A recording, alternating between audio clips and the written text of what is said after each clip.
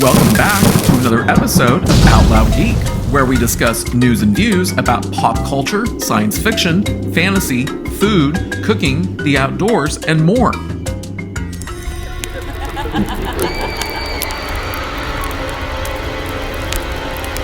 It's official, folks! Deadline broke the news on the afternoon of August 19th that the Star Wars series known as The Acolyte has officially been cancelled by Lucasfilm.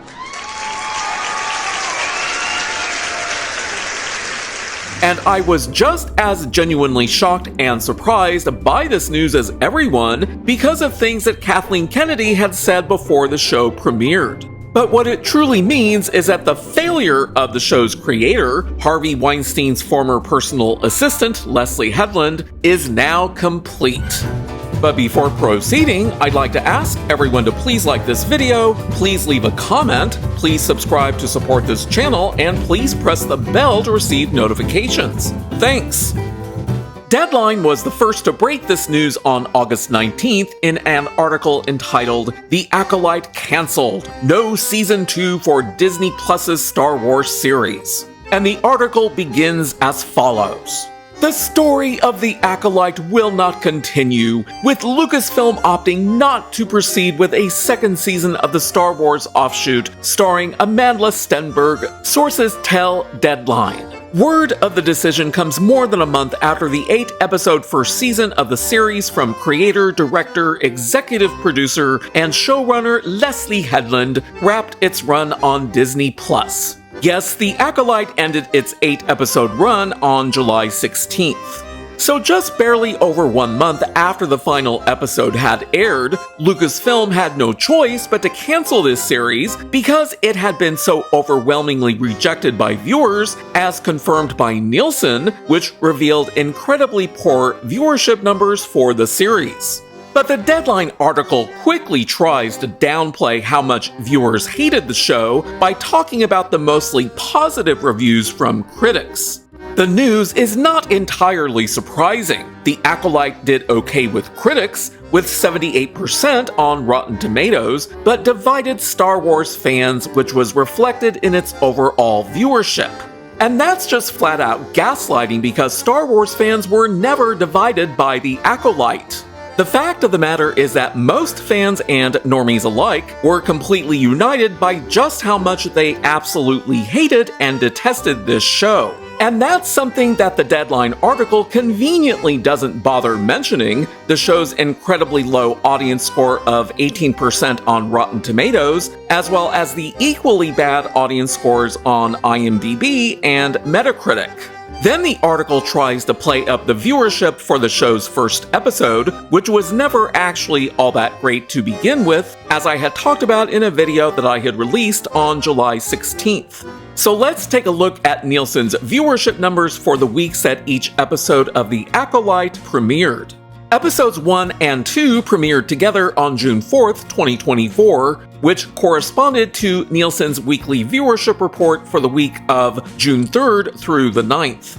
And for that week, The Acolyte had sufficiently high enough viewership numbers to be reported in Nielsen's top 10 list of original streamed shows, which wasn't reported until early July, when the 7th episode of The Acolyte was premiering.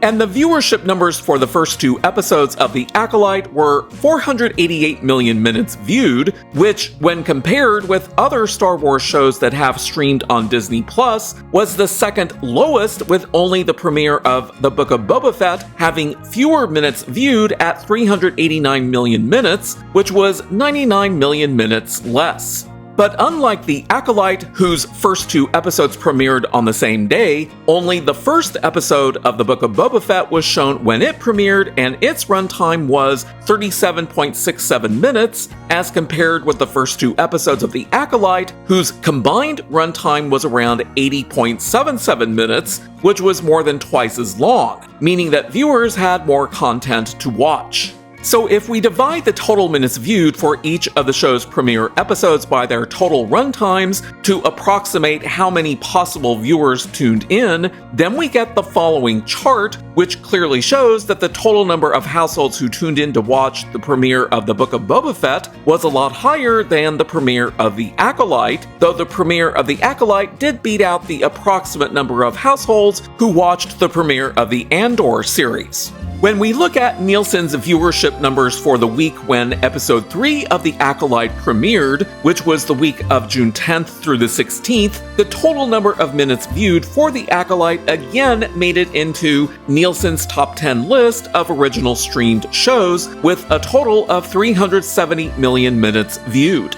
But when we compare that with the second week minutes viewed for the other Star Wars series on Disney+, we quickly see that the 370 million minutes viewed was in fact the lowest for any show's second week. And what about the week when episode 4 premiered? That was during Nielsen's reporting week for June 17th through the 23rd, and as it turns out, the viewership numbers for The Acolyte failed to get into Nielsen's top 10 list of original streamed shows that week. So the only thing that we can do for that week is to look at the viewership minutes for the 10th most viewed original streamed show, which was 298 million minutes, and know that the viewership for The Acolyte that week was below that. And this was also the case for when episodes 5, 6, and 7 premiered during Nielsen's reporting weeks of June 24th through the 30th, July 1st through the 7th, and July 8th through the 14th, respectively.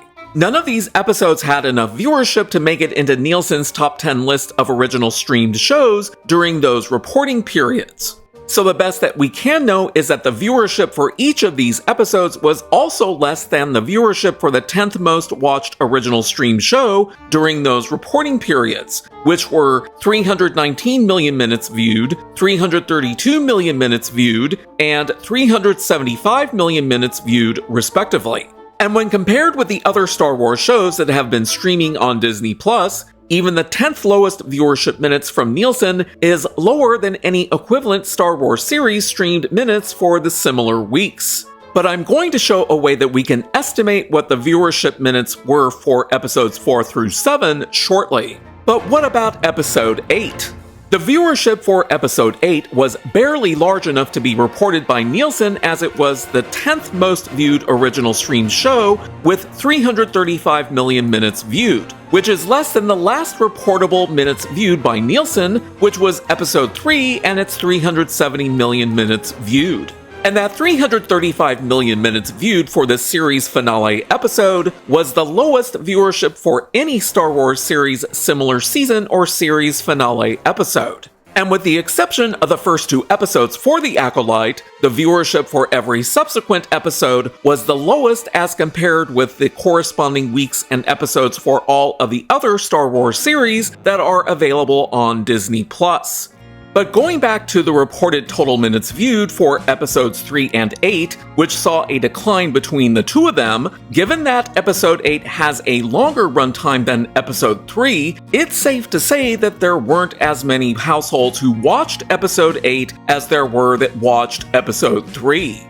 To demonstrate that, if we divide the total minutes viewed for the weeks when episodes 3 and 8 premiered by the respective runtimes for those 2 episodes, we can estimate what the smallest number of possible households was that tuned in. And when we do that, as illustrated in this chart, we can see that the smallest number of households that watched episode 3 was around 8.4 million, whereas the total number of households that watched episode 8 was around 6.8 million, which is a drop of around 1.6 million households between the 2 of them. So if we were to assume that the drop in the total number of households that viewed the show was evenly spread out between episodes 4 through 7, then we get this very interesting chart showing how the total number of viewers may have dropped from episode to episode between episodes 3 and 8.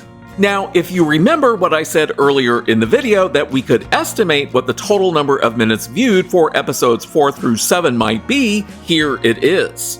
If we multiply each of these estimated number of households who may have watched episodes 4 through 7 by the corresponding runtimes for each of those episodes, then we arrive at this next chart, which shows what the estimated total number of minutes viewed for episodes 4 through 7 might be, since they were individually too small to be reported in Nielsen's top 10 list of original streamed shows during those 4 weeks.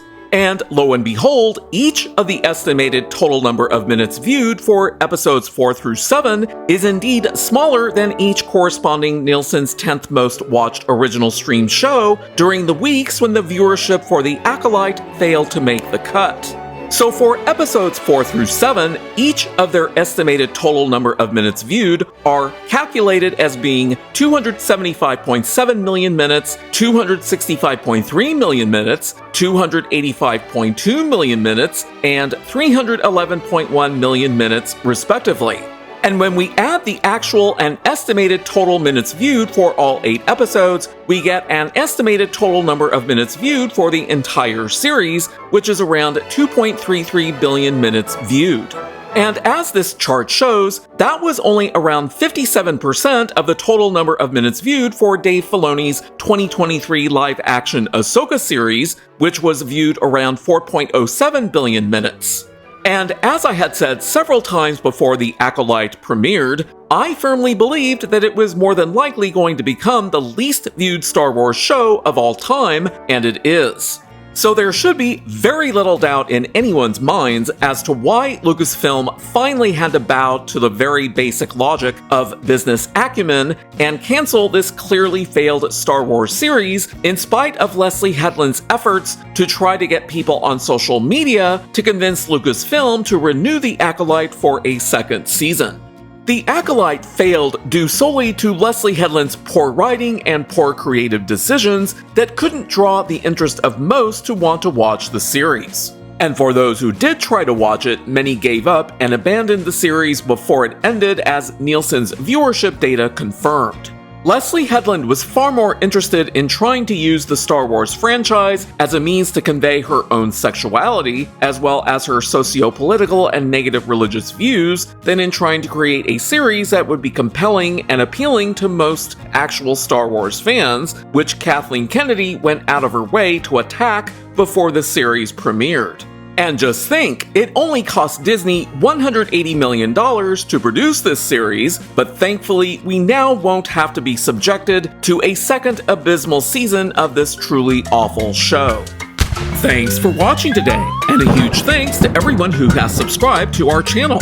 We appreciate your support.